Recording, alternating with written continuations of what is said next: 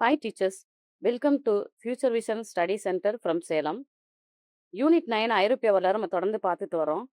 இன்னைக்கு நம்ம அதன் தொடர்ச்சியா பார்க்க இருக்கிற டாபிக் வந்து இங்கிலாந்தும் முதல் உலகப் போரும். இந்த முதல் உலகப் போர், இரண்டாம் உலகப் போர்லாம் நம்ம இதுக்கு முந்தின டாபிக்ல நம்ம பார்த்துட்டோம். இப்போ இந்த முதல் உலகப் போர் வந்து 1914 இருந்து 1918 வரைக்கும் நடந்தது. நம்ம ஏற்கனவே வந்து நம்ம படிச்சுட்டோம். இப்போ இந்த முதல் உலகப் போர்ல ஒவ்வொரு நாடுகளா கலந்திருக்கும். அதாவது உலகப் போர்ன்ற பேரு எதனால வந்துச்சுன்னு பார்த்தோம்னா, உலகத்துல இருக்கக்கூடிய எத்தனையோ போர்கள் வந்து நடந்திருக்குது. எத்தனையோ புரட்சிகள் நடந்திருக்குது. எத்தனையோ கலகங்கள் நடந்திருக்குது உலக அளவில.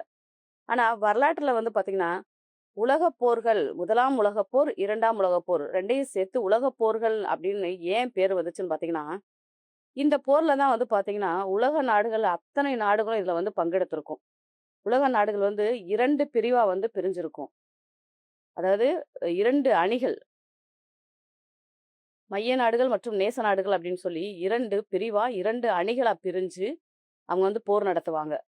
மைய நாடுகள் சைடு பாதி உலக நாடுகளும், இந்த நேச நாடுகள் சைடு வந்து பார்த்தீங்கன்னா, பாதி உலக நாடுகளும். அதாவது பொதுவா வந்து நம்ம உலக நாடுகள் அப்படி உலக போர்கள் அப்படின்னு சொல்லும்போது, உலகத்தில் உள்ள அத்தனை அதாவது பெரிய பேரரசா இருந்தாலும் சரி, சின்ன பேரரசா இருந்தாலும் சரி, காலனி நாடுகளா இருந்தாலும் சரி, எல்லாமே வந்து பார்த்தீங்கன்னா, அனைத்து நாடுகளும் இந்த போர்ல வந்து பங்கெடுத்திருக்கும்.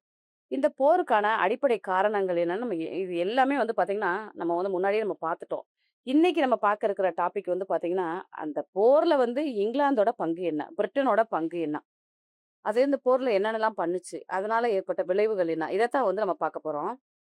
போர் வந்து பார்த்தீங்கன்னா, 1914லேருந்து 1918 வரைக்கும் நடக்குது. இதுக்கான அடிப்படை காரணம் 2 காரணம் தான். ஒண்ணு வந்து அரசியல் காரணம். இன்னொன்னு வந்து உடனடி காரணம். போருக்கு வந்து 2 காரணங்கள் இருக்குது. ஒண்ணு வந்து அரசியல் காரணம் ஒண்ணும், இன்னொன்னு வந்து உடனடி காரணம். அந்த உடனடி காரணத்த நம்ம பின்னாடி பார்க்கலாம். ஏற்கனவே நம்ம படிச்சது தான் இது. புது புது விஷயம் கிடையாது. இப்ப நம்ம பார்க்குற இந்த டாபிக் வந்து உங்களுக்கு உண்மையாவே வந்து அந்த முதல் உலகப் போரு, 2ஆம் உலகப் போர் வந்து ஒரு ரிவிஷன் பண்றதுக்கு உங்களுக்கு எக்ஸாம் டைம்ல டைம் இல்லாம இருக்கும். அதனால இப்பயே வந்து நீங்க ரிவிஷன் பண்ண மாரி இருக்கும். இப்ப பார்க்குற டாபிக். அதனால அந்த ரிவிஷன் மைண்ட் செட்டோட நீங்க இத கவனிச்சீங்கன்னா, உங்களுக்கு ஈஸியாவே புரியும். எல்லாமே இந்த டாபிக்ல எல்லாமே வந்து உங்களுக்கு தெரிஞ்ச விஷயம் தான். இப்போ இந்த அரசியல் காரணம் அப்படின்னு பார்த்தீங்கன்னா, என்னன்னு பார்த்தா நம்ம வந்து உலக நாடுகள் வந்து 2 பிரிவா பிரியுதுன்னு சொன்னோம். ஒண்ணு வந்து முக்கூட்டு நாடுகள். அதாவது முக்கூட்டமைப்பு. Triple alliance. அதுக்கடுத்து முக்கூட்டு நேச நாடுகள் அப்படின்னு இன்னொரு குரூப். இவங்க வந்து ட்ரிபிள் என்டென்ட். இப்ப இந்த நேச நாடுகள் அதாவது முக்கூட்டு நாடுகள். இத வந்து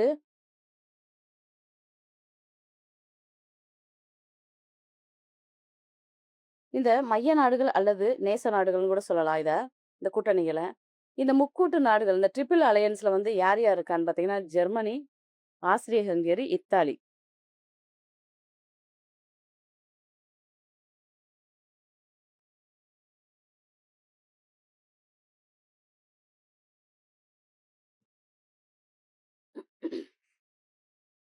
ஜெர்மனி, ஆஸ்திரிய ஹங்கேரி, இத்தாலி இருக்கு. அதுக்கு அடுத்து வந்து பார்த்தீங்கன்னா, அந்த நேச நாடுகள்ல வந்து இங்கிலாந்து, பிரான்ஸ், ரஷ்யா. இந்த 3ம் ஒரு கூட்டணியா இருக்கு. அப்ப 2 பிரிவா வந்து இந்த நாடுகள். இந்த ஜெர்மனி, ஆஸ்திரிய ஹங்கேரி, இத்தாலியா ஒரு குரூப்பாவும், இங்கிலாந்து, பிரான்ஸ், ரஷ்யா மற்றொரு குரூப்பாவும் இருக்கு. அப்ப இந்த வல்லரசு நாடுகள் வந்து பார்த்தீங்கன்னா, 2 பிரிவா பிரிஞ்சு என்ன செய்றாங்கன்னா, போர்ல வந்து இறங்குறாங்க. இந்த போருக்கான காரணம் இந்த அரசியல் காரணம் என்னன்னு பார்த்தீங்கன்னா, ஜெர்மனி வந்து என்ன நினைக்குதுன்னு பார்த்தீங்கன்னா, உலகம் முழுவதிலும் உள்ள அத்தனை நாடுகளுக்கும், அத்தனை பேரரசுகளுக்கும் நான் தான் தலைவனா இருக்கணும். உலகத்தில் உள்ள அத்தனை பேரரசுகளும் வந்து தன்னை வந்து வணங்கணும். அ அப்படின்னு சொல்லி என்ன செய்யுதுன்னு பார்த்தா, இந்த ஜெர்மனியோட ஒரு ஆதிக்க ஆசை, பேராசை. அதனால என்ன பண்ணுது பார்த்தீங்கன்னா, உலகம் முழுவதிலும் இருக்கக்கூடிய அத்தனை நாடுகளையும் தன்னோட ஆதிக்கத்துக்கு கீழ, தன்னோட கட்டுப்பாட்டுக்கு கீழ கொண்டு வரணும். ஜெர்மனி மட்டும் தான் எல்லாத்துக்கும் மேல ஒரு உயர்ந்த ஒரு வல்லரசா இருக்கணும் அப்படின்ற ஒரு பேராசையினால என்ன பண்ணுதுன்னு பார்த்தீங்கன்னா, அத்தனை நாடுகளையும் அடிபணிய வைக்கிறதுக்காக, அது வந்து போர் மூலமாவோ அல்லது காலனி அதாவது காலனிப்படுத்தி அதுக்கு கீழ கொண்டு வர்ற ஒரு நோக்கத்தோட என்ன பண்ணுதுன்னு பார்த்தீங்கன்னா, ஆயுதங்கள அதிகப்படுத்துது. ஆயுதப்படை பெருக்கம், ராணுவத்த அதிகப்படுத்துது, கப்பற்படைய அதிகப்படுத்துது. இதெல்லாம் வந்து பார்த்தீங்கன்னா, ஒரு லிமிட்ட தாண்டி அதிகமா வந்து அ அதிகரிக்குது.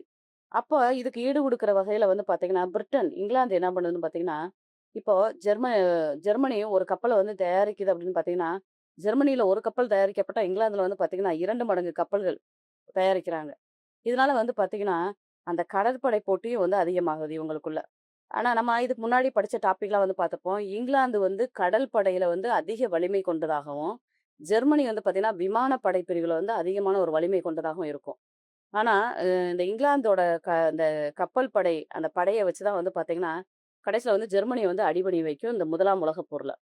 இந்த இந்த கான்செப்ட்ட நீங்க தெரிஞ்சுக்கங்க. இது ஏற்கனவே நீங்க தெரிஞ்ச விஷயம் தான். திருப்பி ஒரு தடவ நான் ரிவிஷன் பண்றேன்.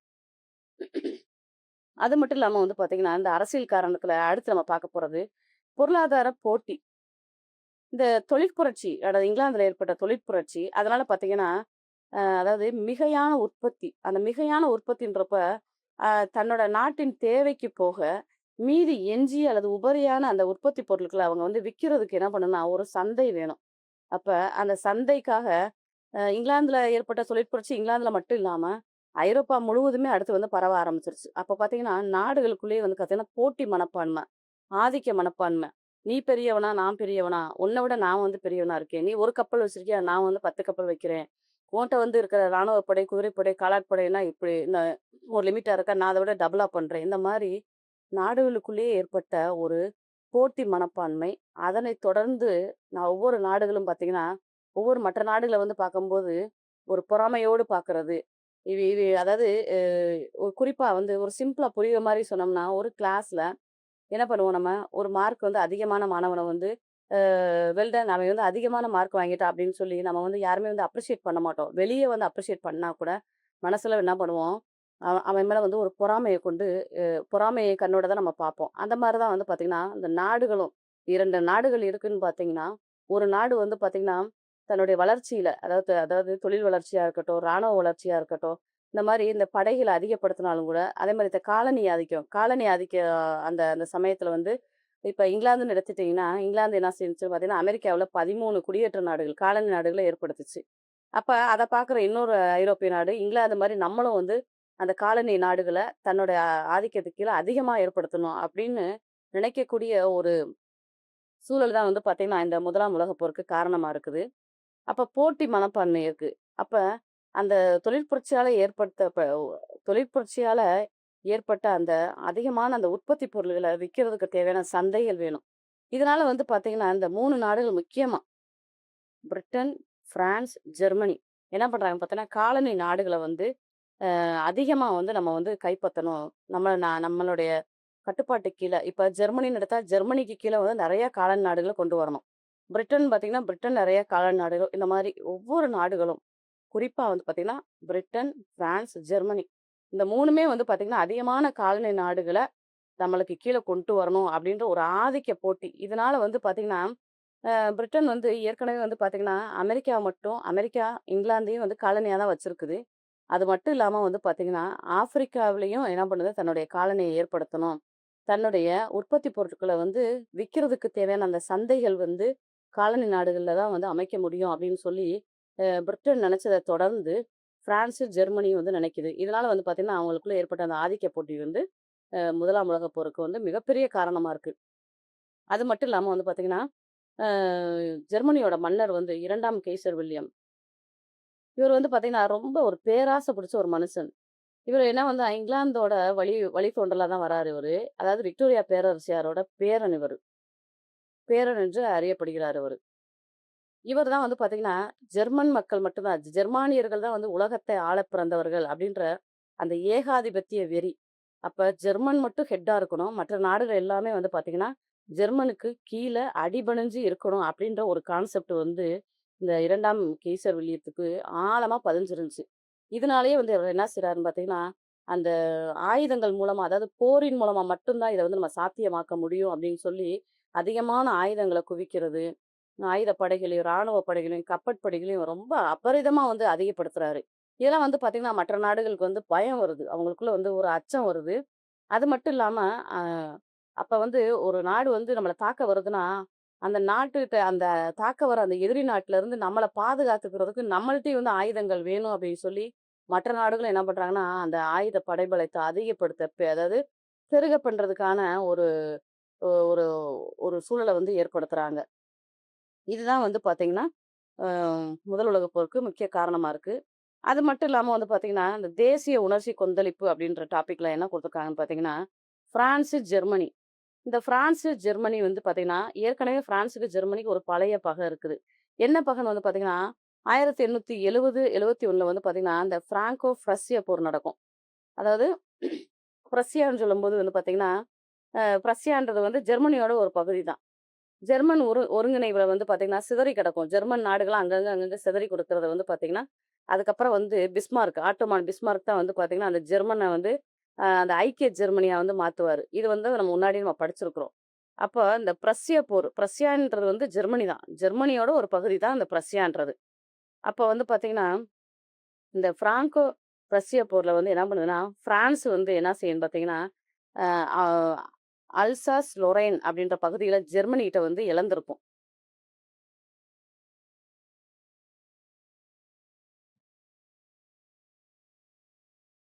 அல்சாஸ் லொரைன் அப்படின்ற பகுதிகள வந்து ஜெர்மன்ட்ட வந்து இது வந்து இழந்திருக்கும்.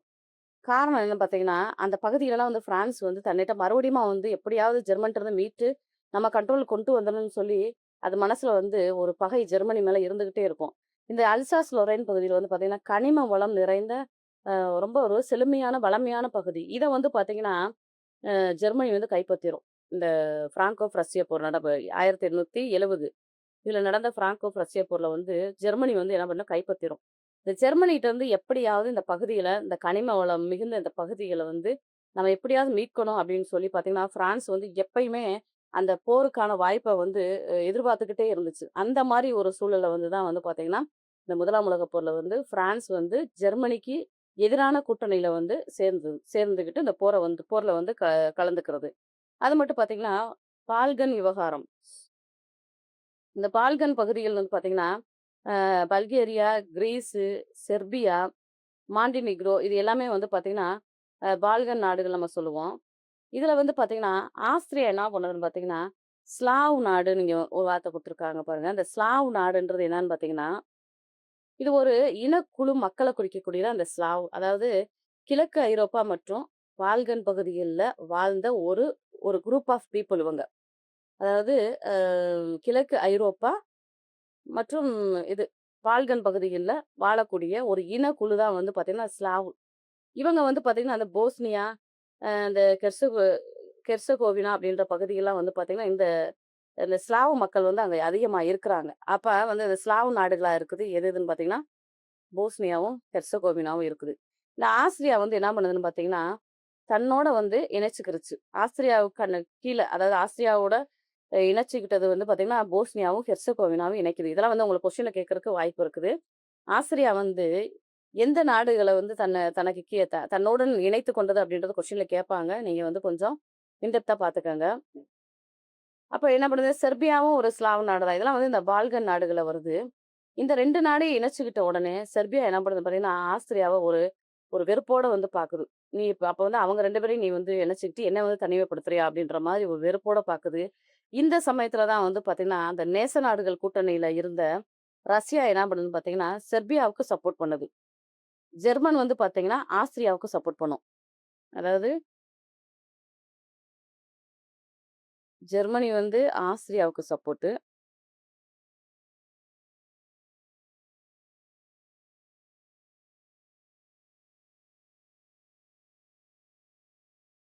ரஷ்யா வந்து செர்பியாவுக்கு சப்போர்ட் பண்ணுது.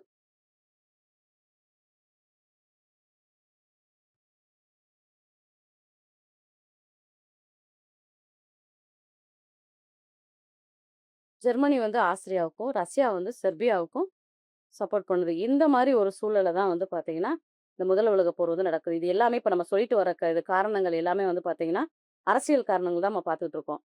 அது மட்டும் இல்லாம பார்த்தீங்கன்னா, அந்த காலனி போட்டி.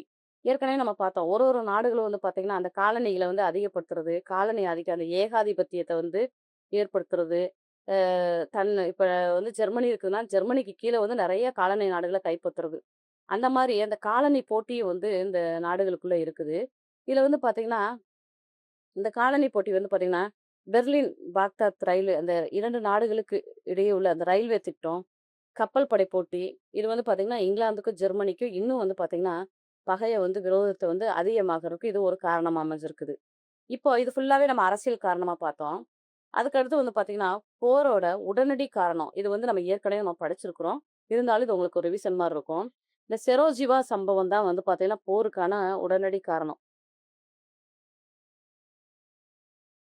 அது என்னன்னு பார்த்தீங்கன்னா, 1914 ஜூலை 28ல போஸ்னியாவோட தலைநகர் தான் வந்து இந்த செரோஜிவா. இதுல வந்து பார்த்தீங்கன்னா, ஆஸ்திரிய இளவரசர் ஆர்ச் டியூக் பெர்டினாண்டும், அவருடைய மனைவி மனைவி பேர் வந்து பார்த்தீங்கன்னா, சோஃபியா சோஃபியா பெர்டினாண்டு. இவங்க 2 பேரையும் வந்து பார்த்தீங்கன்னா, செர்பிய நாட்டு ஒரு இளைஞன் வந்து என்ன செய்றான்னா, சுட்டு கொன்றுவான். அந்த செர்பிய ஏன்னா வந்து ஆஸ்திரியாவுக்கும், செர்பியாவுக்கும் இடையில வந்து பார்த்தீங்கன்னா, ரொம்ப பகை உணர்ச்சி ஆரம்பிச்சுருச்சு. காரணம் என்னன்னு பார்த்தீங்கன்னா, அந்த பால்கன் பகுதியிலான போஸ்னியாவையும், ஹெர்சகோவினாவையும் அது வந்து என்ன பண்ணுதுன்னா, தன்னோட இணைச்சுக்கிருச்சு. இதனால வந்து பார்த்தீங்கன்னா, செர்பியா வந்து ஆஸ்திரியா மேல சரியான ஒரு வெறுப்புல இருக்குது. அந்த வெறுப்ப வந்து தீர்த்துக்கிறதுக்கு வகையில வந்து பார்த்தீங்கன்னா, அந்த செர்பிய ஒரு இளைஞன் வந்து பார்த்தீங்கன்னா, அ ஆஸ்திரியாவோட அதாவது அந்த ஆஸ்திரிய இளவரசர வந்து ஆர்ச் டியூக் பெர்னாண்டு அவருடைய மனைவி சோஃபியாவ என்ன பண்றான்னு பார்த்தீங்கன்னா, சுட்டு கொன்றுவான். இதுதான் வந்து பார்த்தீங்கன்னா, போருக்கான உடனடி காரணம். போர் எப்ப எந்த ஆண்டு, எந்த தேதியில நடந்துச்சுன்றது வந்து கொஸ்டின்ல கேட்கறதுக்கு அதிகமான வாய்ப்புகள் இருக்குது. செரோஜிவா சம்பவம் இது வந்து உடனடி காரணம் இதுதான். 1ஆம் உலகப் போருக்கு உடனடி காரணமா அமைஞ்சது வந்து பார்த்தீங்கன்னா, இந்த செரோஜிவா சம்பவம் தான். இது வந்து ரொம்ப, ரொம்ப, ரொம்ப, ரொம்ப இம்பார்ட்டன்ட். கொஸ்டின்ல வந்து உங்களுக்கு செரோஜிவா சம்பவம் தான் கேட்பாங்க. முதல் உலகப் போர் அப்டின்னா, அது வந்து 1914ன்னு வந்துரும். அதனால வந்து இத வந்து கொஞ்சம் நல்லா பார்த்துக்கங்க. அப்ப உடனே என்ன பண்றாங்கன்னு பார்த்தீங்கன்னா, இத வந்து திட்டமிட்டே வந்து செஞ்சுட்டீங்க. நான் வந்து போஸ்னியாவையும், ஹெர்சகோவினாவையும் நான் வந்து இணைச்சுக்கிட்டதுனால, எங்க நாட்டு இளவரசர சுட்டு கொன்னு நீங்க வந்து பிளான் பண்ணி இந்த மாரி பண்ணிட்டீங்கன்னு சொல்லி ஆஸ்திரியா என்ன பண்ணுதுன்னு பார்த்தீங்கன்னா, செர்பியா மேல கடுமையான விமர்சனங்களையும், நிபந்தனைகளையும் வந்து திணிக்குது. அப்ப உடனே என்ன பண்றாங்க, நம்ம ஏற்கனவே பார்த்ததுபடி தான் வந்து ஆஸ்திரியாவுக்கு வந்து ஜெர்மனி சப்போர்ட் பண்ணுது. செர்பியாவுக்கு வந்து என்ன பண்ணுதுன்னா, அந்த நேச நாடுகள் கூட்டமைப்புல இருந்து ரஷ்யா வந்து உடனடியா வந்து சப்போர்ட் பண்ணுது. ரஷ்யா சப்போர்ட் பண்ணவே செர்பியா வந்து இன்னும் பார்த்தீங்கன்னா, ஆஸ்திரேலியாட்ட அப்படியே நிமிர்ந்து நிக்குது. படஞ்சே போகல. அதாவது நான் தப்பு தான் பண்ணுனேன் அப்படின்னு சொல்லி படஞ்சு போகாம நிமிர்ந்தே நிக்குது. இந்த மாரி பார்த்தீங்கன்னா, போர் வந்து ஆரம்பிக்குது. ஒரு சங்கிலி தொடர் மாரி ஒரு போர் ஆரம்பிக்குது. ஆஸ்திரியா உடனே என்ன பண்ணுதுன்னா, செர்பியா மீது போர் தொடுக்குது. ரஷ்யா வந்து செர்பியாவுக்கு உதவி செய்யுது. ஜெர்மனி வந்து பார்த்தீங்கன்னா, ஆஸ்திரியாவுக்கு உதவியா என்ன பண்ணுதுன்னா, ரஷ்யா மீது போர் தொடுக்குது. உடனே வந்து பார்த்தீங்கன்னா, ரஷ்யாவோட நட்பு நாடா இருக்கக்கூடிய பிரான்ஸ் வந்து என்ன பண்ணுதுன்னா, போர்ல வந்து இறங்குது. இந்த மாரி தான் வந்து பார்த்தீங்கன்னா, ஒரு செயின் மாரி வந்து பார்த்தீங்கன்னா, போர் வந்து வருது. அதாவது ஆஸ்திரியாவுக்கு சப்போர்ட்டு ஜெர்மனி. செர்பியாவுக்கு சப்போர்ட்டு ரஷ்யா வருது. ரஷ்யா வந்து பிரான்ஸு, பிரிட்டன்லாம் ஒரு கூட்டணியில இருக்கிறாங்க. அப்ப இவங்கலாம் வந்து நட்பு நாடுகள். இந்த சைடு வந்து பார்த்தீங்கன்னா, ஜெர்மனி, ஆஸ்திரியா இவங்கலாம் வந்து நட்பு நாடுகள் டீம்ல இருக்கிறாங்க. அப்ப ஆஸ்திரியாவுக்கு ஒரு பிரச்சனைன்னு சொன்னோனே, என்ன பண்ணுதுன்னு பார்த்தா, ஜெர்மனி வருது உதவிக்கு. இந்த சைடு வந்து பார்த்தீங்கன்னா, செர்பியாவுக்கு வந்து பிரச்சனைன்னு சொன்னோனே, செர்பியாவ ஆதரித்து ரஷ்யா வருது. ரஷ்யாவுக்கு ஹெல்ப் பண்றதுக்காக பிரான்ஸும் வருது. இந்த மாரி வந்து ஒரு ஒரு பிணைப்போட வர்றது ஒரு சங்கிலி தொடர் போல வந்து என்ன பண்ணுதுன்னா, போர் வந்து ரொம்ப வந்து ஆரம்பிச்சிருச்சு. இந்த சமயத்துல வந்து பார்த்தீங்கன்னா, பிரிட்டன் வந்து அதுவரைக்கும் பார்த்தீங்கன்னா, நடுநிலைமையோடயே இருக்குது. அந்த நடுநிலைமையோட அது இருக்கிறது மட்டும் இல்லாம, பிரிட்டன் வந்து அந்த நடுநிலைமையோட இருக்கக்கூடிய மற்ற நாடுகளுக்கும் வந்து வந்து சப்போர்ட் பண்ணும். அந்த நடுநிலைமை அப்டின்னா என்னன்னா, 2 சைடு அந்த 2 குரூப்புக்கும் நாங்க போமாட்டோம். நாங்க வந்து பொதுவான ஆளா நாங்க இருக்கிறோம் அப்டின்னு சொல்லி நடுநிலைமையோடயே வந்து இருப்பாங்க. ஆனா, இதுல வந்து இந்த நடுநிலைமையோட இருக்கக்கூடிய நாடுகள்ல ஒண்ணு வந்து பெல்ஜியம். இங்கிலாந்து அதே மாரி தான் இருந்துச்சு. அப்ப என்ன பண்ணுதுன்னா, ஜெர்மன் வந்து இந்த நடுநிலைமை பெல்ஜியத்தோட அந்த நடுநிலைமை கொள்கைய வந்து எப்படியாவது குலைக்கணும்னு சொல்லி என்ன பண்ணுதுன்னு பார்த்தீங்கன்னா, அந்த பெல்ஜியத்த வந்து தாக்குறதுக்காக என்ன பண்ணுதுன்னா, ஜெர்மன் வந்து அதாவது பிரான்ஸ தாக்குறதுக்காக என்ன பண்ணுதுன்னா, பெல்ஜியம் வழியா வந்து வரும். பெல்ஜியம் வழியா வந்து பெல்ஜியத்தோட அந்த நடுநிலைமைய வந்து அது வந்து குலைக்க நினைக்கும். இதனால வந்து பார்த்தீங்கன்னா, பெல்ஜியத்துக்கு ஹெல்ப் பண்றதுக்காக இங்கிலாந்து வந்து என்ன பண்ணுதுன்னு பார்த்தீங்கன்னா, போர்ல வந்து குதிக்குது. பெல்ஜியத்த காப்பாத்துறதுக்காக தான் வந்து பார்த்தீங்கன்னா, எப்ப வருது பார்த்தீங்கன்னா, ஆகஸ்ட் 4ஆம் தேதி 1914ல வந்து இங்கிலாந்து வந்து போர்ல குதிக்க ஆரம்பிச்சுருச்சு. இப்ப வந்து பார்த்தீங்கன்னா, இங்கிலாந்தோட இந்த போர்ல இந்த 1ஆம் உலகப் போர்ல வந்து இங்கிலாந்தோட பங்கு மற்றும் அந்த போர் முனைகள் எப்படி இருந்துச்சு அப்படின்றது வந்து இப்ப தான் வந்து பார்க்க போறோம். இதுல வந்து நம்ம ஏற்கனவே பார்த்த மாரி தான் நேச நாடுகள் அப்படின்னா பிரிட்டன், பிரான்ஸ், ரஷ்யா. ஃபர்ஸ்ட்டு வந்து இந்த 3 பேர் தான் வந்து ஒரு கூட்டணியில இருப்பாங்க. அதுக்கப்புறமா தான் வந்து இத்தாலியும், அமெரிக்காவும் வந்து ஜாயின் பண்ணும். அமெரிக்காவும் வந்து பார்த்தீங்கன்னா, ஃபுல் அண்ட் ஃபுல்லுன்னு வந்து நடுநிலைமை கொள்கை. அமெரிக்கா, இங்கிலாந்துலாம் வந்து ஸ்டார்ட்டிங்ல வந்து பார்த்தீங்கன்னா, நடுநிலைமை கொள்கைய தான் வந்து ஃபாலோ பண்ணியிருக்கும். அந்த நடுநிலை கொள்கை அப்படின்றது வந்து பார்த்தீங்கன்னா, எந்த போர்லயும், எந்த குரூப்பும், எந்த டீமோடயும் ஜாயின் பண்ணாம, பொதுவான ஆளா நான் இருந்துட்டு போறேன்ப்பா அப்படின்னு சொல்றது தான் அந்த நடுநிலை கொள்கை. ஆனா அமெரிக்கா வந்து பார்த்தீங்கன்னா, ஜெர்மனி வந்து பார்த்தீங்கன்னா, அதோட அந்த என்ன பண்ணுன்னு பார்த்தீங்கன்னா, அ ஜ அந்த அமெரிக்க கப்பல வந்து பார்த்தீங்கன்னா, ஜெர்மனி வந்து தாக்கிரும். அந்த கடற்படை போர் நடக்கும். அதுல வந்து பார்த்தீங்கன்னா, அமெரிக்க கப்பல வந்து தாக்கி என்ன பண்ணும், அதுல இருக்கக்கூடிய ஒரு 128, 129 கிட்ட ஏறத்தாழ இருந்த அமெரிக்கர்கள வந்து பார்த்தீங்கன்னா, கொன்றும். இதனால வந்து பார்த்தீங்கன்னா, டென்ஷன் ஆன அமெரிக்கா வந்து போர்ல வந்து ஜாயின் பண்ணிருது. ஸ்டார்ட்டிங்ல வந்து 3 பேரரசு 3 வல்லரசு தான் இருக்குது. Britain, France, Russia. அதுக்கப்புறம் தான் வந்து பார்த்தீங்கன்னா, இத்தாலி, அமெரிக்கா வந்து சேருது. அது மட்டும் இல்லாம, அமெரிக்கா வந்து சேர்ந்த உடனே இந்த நேச நாடுகள் கூட்டணியில வந்து பார்த்தீங்கன்னா, அடுத்து வந்து பெல்ஜியம். ஏன்னா பெல்ஜியத்துக்கு வந்து இங்கிலாந்து வந்து சப்போர்ட் பண்ணிருச்சு. இவங்கலாம் வந்து நடுநிலை கொள்கையை வகித்த நாடுகள். கடைசியில வந்து அமெரிக்கா வந்து இறங்குன உடனே இவங்களும் வந்துடுறாங்க. Belgium, Serbia,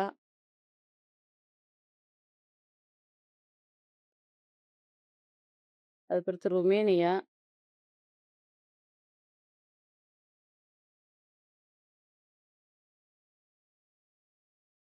Greece. இந்த நாடுகள் எல்லாமே வந்து பார்த்தீங்கன்னா, பிரிட்டன் கூட நேச நாடுகள் கூட்டமைப்புல வந்து சேர்ந்துரும்.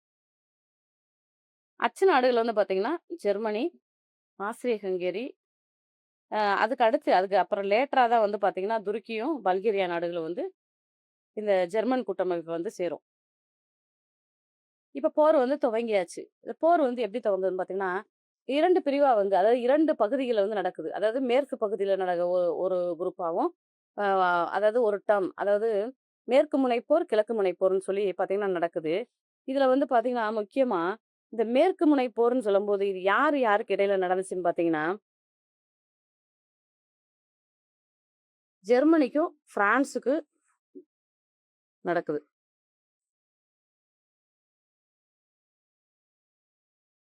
அதாவது இந்த இந்த மேற்கு முனை போர் வந்து ஜெர்மனி,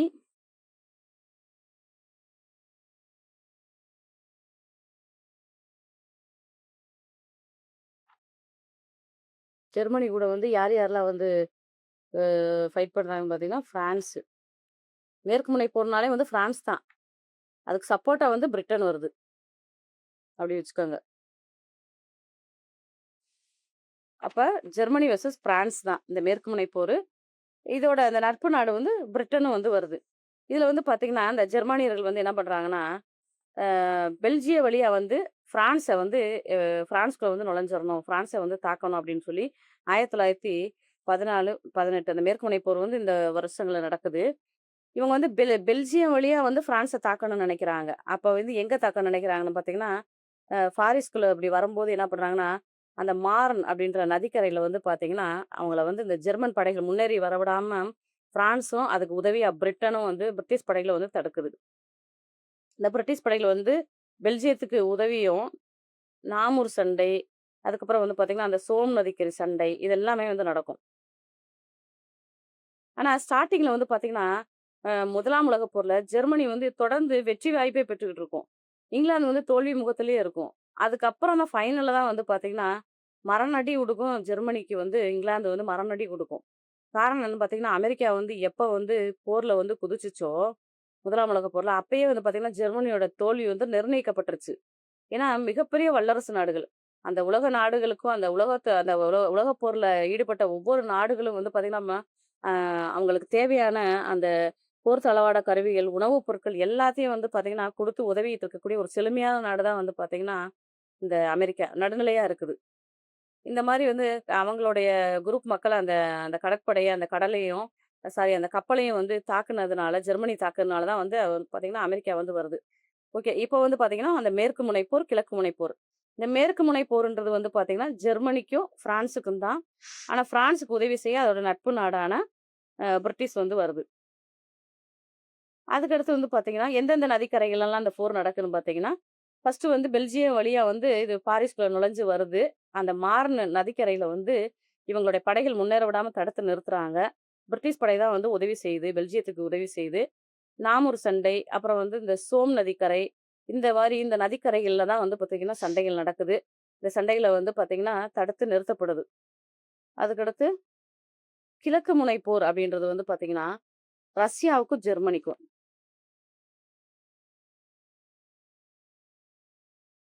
இத மட்டும் நீங்க ஞாபகம் வச்சுக்கோங்க.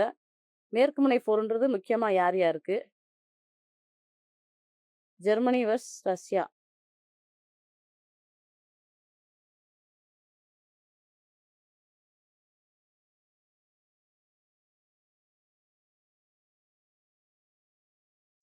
புரியலன்னா உங்களுக்கு தெளிவா நான் எழுதுறேன்.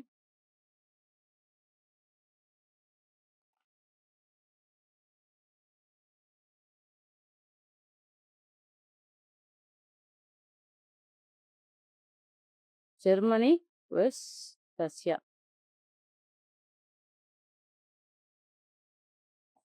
இப்போ நீங்க ஞாபகம் வச்சதுக்காக ஈஸியா நான் சொல்றேன். மேற்கு முனை போர் வந்து எந்த நாடுகளுக்குன்னு பார்த்தீங்கன்னா, ஜெர்மனிக்கும், பிரான்ஸுக்கும் தான். பிரிட்டிஷ் வந்து உதவிக்காக வருது. கிழக்கு முனை போர்ன்னு சொன்னீங்கன்னா, ஜெர்மனிக்கும், ரஷ்யாவுக்கும் தான். அப்பயும் வந்து பார்த்தீங்கன்னா, அதோட உதவிக்காக வந்து பார்த்தீங்கன்னா, அந்த நேச நாடுகள் வந்து ஹெல்ப் பண்ணுது. முக்கியமா வந்து பிரிட்டிஷ். இதுல வந்து பார்த்தீங்கன்னா, அந்த டெனன்பர்க்ல வந்து ரஷ்யா வந்து தோல்வி அடைஞ்சிருது. ஜெர்மனி வந்து பார்த்தீங்கன்னா, போலந்து, லிதுவேனியாவ பூரா கைப்பத்துது. அதுக்கடுத்து வந்து பார்த்தீங்கன்னா, இதுல இங்கிலாந்தோட பங்கு என்னன்னு பார்த்தீங்கன்னா, துருக்கியர்களுடைய அந்த கெலிபோலி பகுதி, சூயஸ் கால்வாய் பகுதிய பூரா வந்து பிடிக்கணும்னு சொல்லி, பிடிக்க வரும்போது பார்த்தீங்கன்னா, பிரிட்டிஷார் வந்து இந்த ஜெர்மனிய வந்து தடுத்து நிறுத்துறாங்க. அதுக்கப்புறம் ரகசிய உடன்பாடு 1915ல வந்து செய்யப்படுது. இந்த உடன்பாட்டின் மூலமா வந்து இத்தாலி நாடு வந்து பார்த்தீங்கன்னா, அது நேச நாடுகள் பக்கம் வந்து சேர்ந்துருது. அதுக்கடுத்து அகழிப் போர் முறை. இந்த அகழிப் போர் முறைன்றது வந்து பார்த்தீங்கன்னா, ஒரு பெரிய குழிய ப பறிச்சு என்ன செய்வாங்கன்னு பார்த்தீங்கன்னா, நாள் கணக்கா, மாச கணக்கா போர் வீரர்களா அதிலேயே பதுங்கி சண்டையிடுவாங்க. அதிலேயே ப ப பதுங்கி கிடப்பாங்க. அது வந்து பார்த்தீங்கன்னா, 1 நாள், 2 நாள் இல்ல. வாரங்களாக, மாதங்களாக, வருடங்களாக கூட அந்த அகழிக்குள்ளேயே வந்து அவங்க இருப்பாங்க. இதனாலேயே வந்து பார்த்தீங்கன்னா, இந்த போர்ல நெறைய படை வீரர்கள் என்ன பண்ணிட்டாங்கன்னு பார்த்தீங்கன்னா, சாப்பிடாம, அவங்களுக்கு போதுமான உதவிகள் கிடைக்காம, முக்கியமா வந்து பார்த்தீங்கன்னா, உணவுப் பொருள்கள்லாம் அவங்களுக்கு வந்து கிடைக்காமயே வந்து நெறைய பேர் வந்து இறந்து போயிருவாங்க. நெறைய வீரர்கள் வந்து இறந்துருவாங்க. இதான் வந்து இந்த அகழிப்போர். இது வந்து பார்த்தீங்கன்னா, அதே மாரி தான். அந்த மார நதிக்கரையில தான் வந்து இந்த அகழிப்போர் வந்து நடக்குது. ட்ரென்ச் வார்ஃபார்ன்னு சொல்லுவாங்க இத. இது வந்து ரொம்ப பிரபலமானது. அதுக்கடுத்து வந்து பார்த்தீங்கன்னா, மத்திய கிழக்கு. மத்திய கிழக்குன்றது வந்து பார்த்தீங்கன்னா, பிரிட்டிஷ் வீரர் லாரன்ஸ் வந்து என்ன செய்றாருன்னு பார்த்தீங்கன்னா, அரேபியர்கள நீங்க போய் துருக்கிக்கு எதிரா நீங்க போய் ஃபைட் பண்ணுங்க அப்படின்னு சொல்லி, அரேபிய படைகள வந்து தூண்டி விடுறாங்க பிரிட்டிஷ்காரவங்க. யாரோட தலைமையிலன்னு பார்த்தீங்கன்னா, லாரன்ஸோட தலைமையில. இதனால வந்து பார்த்தீங்கன்னா, இந்த அரேபியர்கள் துருக்கியர்களுக்கு ஃபைட் பண்ணும்போது என்ன பண்றாங்கன்னா, இந்த மெசபடோமியா, பாலஸ்தீனம் பகுதியெல்லாம் வந்து பார்த்தீங்கன்னா, பிரிட்டிஷார் வந்து 1917ல வந்து கைப்பற்றிடுறாங்க. இந்த சமயத்துல வந்து பார்த்தீங்கன்னா, போர் இந்த மாரி பார்த்தீங்கன்னா, ஜரூரா நடந்துகிட்டு இருக்குது. இந்த சமயத்துல ரஷ்யா வந்து என்ன பண்ணுது பார்த்தீங்கன்னா, 1917ல வந்து ரஷ்யாவுல உள்நாட்டு புரட்சி வந்து ஏற்பட ஆரம்பிச்சுருச்சு. ரஷ்யா வந்து முதல் உலகப் போர்ல கலந்துகிட்டு இருக்குது. இந்த சமயத்துல வந்து பார்த்தீங்கன்னா, உள்நாட்டு போரும் ஏற்பட ஆரம்பிக்குது. அப்ப என்ன பண்ணுதுன்னா, உள்நாட்டு போர பார்க்கிறதா, இல்ல இந்த 1ஆம் உலகப் போர்ல கலந்துக்கிறதா அப்படின்னு சொல்லிட்டு ஒரே குழப்பமா இருக்கு ரஷ்யாவுக்கு.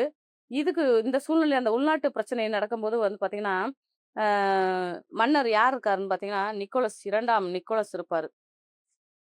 ரஷ்யாவுல வந்து பார்த்தீங்கன்னா, அப்ப யாரோட ஆட்சின்னு பார்த்தீங்கன்னா, 2ஆம் நிக்கோலஸ்.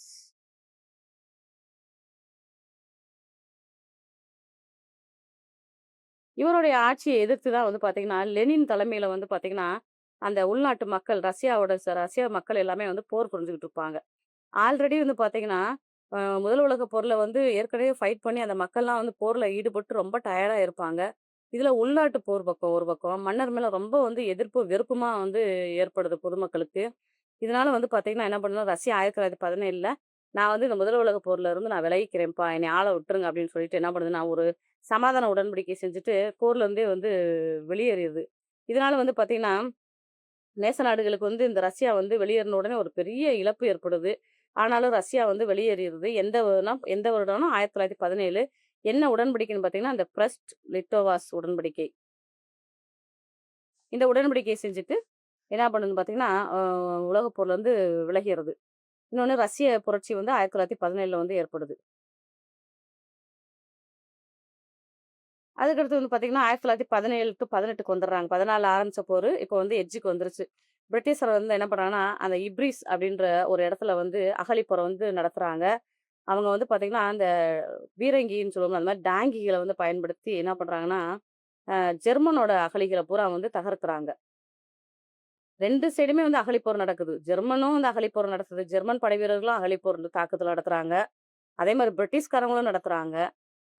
இப்ப வந்து பார்த்தீங்கன்னா, ஜெர்மனோட அகழிகள பூராமே வந்து பார்த்தீங்கன்னா, பெரிய பெரிய அந்த டாங்கிகள் பயன்படுத்தி அந்த போர் கருவிகள பயன்படுத்தி என்ன பண்றாங்கன்னா, ஜெர்மனோட அகழிகள பூரா வந்து பிரிட்டிஷ் வந்து கைப்பற்றிருது, தாக்குதல் பண்ணுது.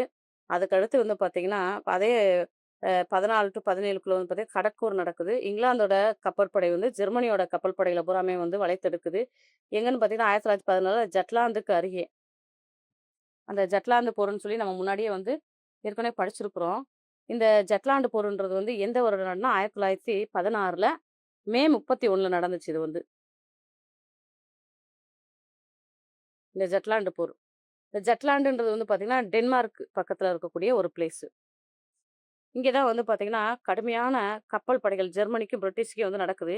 இதுல வந்து ஜெர்மனி தோத்துச்சா, இல்ல இங்கிலாந்து தோத்துச்சான்னு சொல்ல முடியாத அளவுக்கு பார்த்தீங்கன்னா, இப்போ 2 பேரும் வந்து பார்த்தீங்கன்னா, சரியா இது பண்றாங்க. ஆனாலும் கூட கடைசில வந்து பார்த்தீங்கன்னா, ஜெர்மனி படை வந்து ஜெயிச்சிருச்சுன்னு சொன்னாலும் கூட, அந்த வெற்றிய வந்து ஏத்துக்கிற முடியாது. ஏன்னா, இங்கிலாந்தோட கடற்படையோட வலிமைய வந்து எதிர்க்கக்கூடிய துணிச்சல் இல்ல. ஜெர்மனிக்கு வந்து இல்ல. ஏன்னா கடற்படை வந்து வலிமை அதிகமா இருக்கிறது வந்து பார்த்தீங்கன்னா, பிரிட்டிஷ் தான். அதுக்கடுத்து வந்து பார்த்தீங்கன்னா, நீர்மூழ்கி கப்பல் போர்.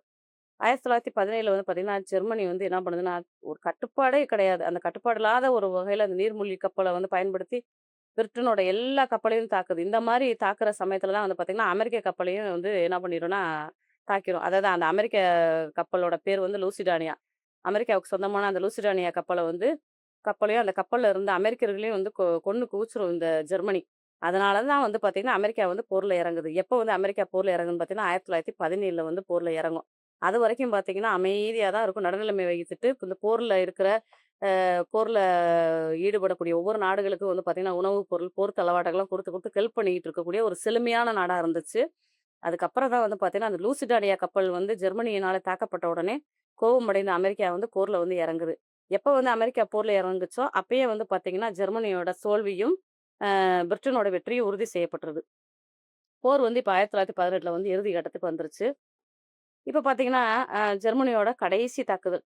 இது வந்து பார்த்தீங்கன்னா, அந்த கிழக்கு முனையிலிருந்து படையினர வந்து என்ன பண்ணுதுன்னு பார்த்தீங்கன்னா, மேற்கு முனைக்கு அனுப்புது. ஜெர்மனி கடைசின்னு தன்னுடைய முழு பலத்தையும் வந்து யூஸ் பண்ணுது. ஆனாலும் கூட வந்து பார்த்தீங்கன்னா, தோல்வி அடைஞ்சிருது. நேச நாடுகள் வந்து வெற்றி அடையுது. அதாவது அமெரிக்காவோட அதிகமான அந்த ஆயுதங்கள்லாம் வந்து சேருது. பிரிட்டிஷோட அந்த முற்றுகை எல்லாமே சேர்ந்து பார்த்தீங்கன்னா, ஜெர்மனிக்கு வந்து அந்த கப்பல் மூலமா போற அந்த உணவுப் பொருள் பூராமே நிப்பாட்டப்படுது. கடைசில வந்து பார்த்தீங்கன்னா, ஜெர்மன் வந்து படுதோல்வி அடையுது. இந்த அதாவது பிரிட்டிஷும், அமெரிக்க படைகள் வந்து ஜெர்மானியில வந்து பார்த்தீங்கன்னா, விரட்டி அடிக்கிறாங்க. அதாவது பயங்கரமான தோல்வி, பயங்கரமான நிபந்தனைகள் எல்லாம் வந்து ஏற்படுத்துறாங்க. அதுக்கப்புறம் வந்து பார்த்தீங்கன்னா, ஒரு பக்கம் வந்து பார்த்தீங்கன்னா, அந்த கைசர் வில்லியம் என்ன செய்றாருன்னா, ஜெர்மனியோட க கைசர் வில்லியம் என்ன பண்றாருன்னா, நாட்ட விட்டே வந்து ஓட ஆரம்பிச்சுடுறாரு. அதுக்கப்புறம் வெர்சைல்ஸ் உடன்படிக்கை ஏற்படுது. அந்த சமாதான உடன்படிக்கைக்கு வர்றாங்க. இந்த வெர்சைல்ஸ் உடன்படிக்கைய பத்தி நம்ம வந்து முன்னாடியே வந்து ஒரு தனியாவே ஒரு வீடியோ போட்டு, அதுல நீங்க வந்து கண்டிப்பா வந்து அதுல இருக்க பாயிண்ட்ஸ் எல்லாமே உங்களுக்கு தெரியும். இந்த வெர்சைல் உடன்படிக்கை வந்து பார்த்தீங்கன்னா, 1918ல வந்து எப்ப வந்து கொண்டு வராங்கன்னு பார்த்தீங்கன்னா, 1919 1919 ஜூன் 20ல ஜூன் 28ல வந்து வெர்சைல்ஸ் உடன்படிக்கை கொண்டு வராங்க. ஆனா, இது நடைமுறைக்கு வந்தது வந்து பார்த்தீங்கன்னா, 1920